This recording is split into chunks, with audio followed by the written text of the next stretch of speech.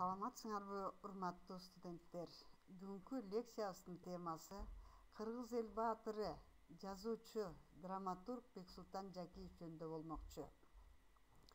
Жазуучу жана белгилүү драматург Бексултан Жакиев 1936-жылы Ысык Көл областынын Тоң районундагы Бөкөнбаев айылында жарык дүйнөгө келген. Ал Кыргыз СССРнын искусствосуна эмгек сиңирген ишмер, Кыргыз эл жазуучусу, Кыргыз СССРнын Токтогул атындагы мамлекеттик сыйлыгынын лауреаты, Казакстандын Төлөгөн Айбергенов атындагы эл аралык сыйлыгынын, Жамбыл Жабаев атындагы эл аралык сыйлыктарынын дагы лауреаты болуп саналат. Жазуучу 1958-жылы Кыргыз мамлекеттик улуттук университетинин филология факультетин бүтүргөн. Андан кийин Москвадагы 2 жылдык киносценарийчилердин жогорку курсунда окуган. Кыргыз фильм киностудиясында редактор, Кыргыз СССР Маданият министрлигинде, Кыргыз СССР мамлекеттик кинематография комитетинде башкы редактор, Кыргызстан театр ишмерлер союзунун секретари, Кыргыз Республикасынын президентинин мамлекеттик кеңешчиси, Манас Миң мамлекеттик дирекциясынын көркөм жетекчиси, директору. 1994-жылдан баштап Кыргыз Республикасынын Токтогул атындагы мамлекеттик сыйлык боюнча комитеттин төрагасы болуп эмгектенген. Жакиев коомчулукка Атанын тагдыры аттуу алгачкы драмасы менен таанылган. Анда драматург кайраттуу карыянын согуш кесепетинен башына түшкөн оор кайгысы аркылуу бүткүл элдин муңун чагылдырган. Бул чыгарма Кыргыз драма театрында 500дөн ашуун жолу коюлган. Жакиевдин адам турмушунун ар кыл жагдайларына арналган Курч көйгөйлүү Миң кыял, Алтын аяк, Өкүм, Эртең жаңы жыл, Жолугушуу, Күттүргөн жазда келер, Саадак какты, Жүрөлүчү жүрөк оорутпай, Жаза жана башка көптөгөн драмалык чыгармалардын автору болуп саналат.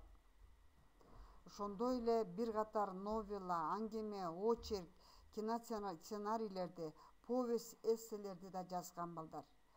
Анын эң белгилүү чыгармасы китеби Бороондуу жолдор 1965-жылы жарыкка чыккан. Атанын тагдыры драмасы боюнча опера коюлган. Саадак какты драмасы боюнча балет коюлган балдар.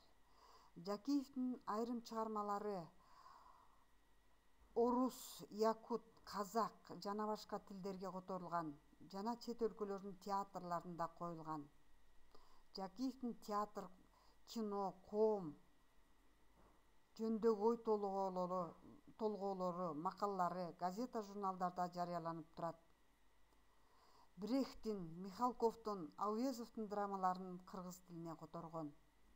Жакиев 2000-2003 жылдары даярдаган кыргыздын манасчылык, төкмөлүк өнөрлөрү ЮНЕСКО тарабынан адамзаттын рухундагы озеки мурастын шедеври деп таанылып, Парижде расмий жарыяланып, колдоого алынды.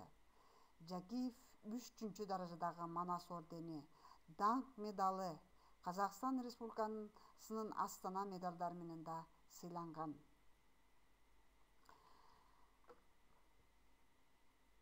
Бексултан Жакиев белгилүү жазуучу Айтматовдун 90 жылдыгында бир катар телеканалдарда жазуучу менен чогуу жүргөн, замандашы катары баалуу маектерди курган. Бүгүн белгилүү жазуучу, драматург Бексултан Жакиев атабыз өзүнүн өмүрүнүн 83-жылчы жазын жашап жатат. Драмалык чыгармаларды окуш керек балдар. Ошондой эле театр өнөрүнө да кызыгып, театрларга барууну да унутта калтырбашыңар керек. Жазуучунун ар бир жашап жаткан өмүрү бизге өрнөк. Анын кайсы гана чыгармалары болбосун, кайсы гана театрда коюлган чыгармалары болбосун, сахналаштырылган чыгармалары болбосун, андан биз таалим тарбия ала алабыз. Ошон үчүн мен силерден суранып кетер элем, театрга барууну да адатка айландырып алышыңыздар керек. Көңүл бурганыңыздарга рахмат. Лекция бүттү.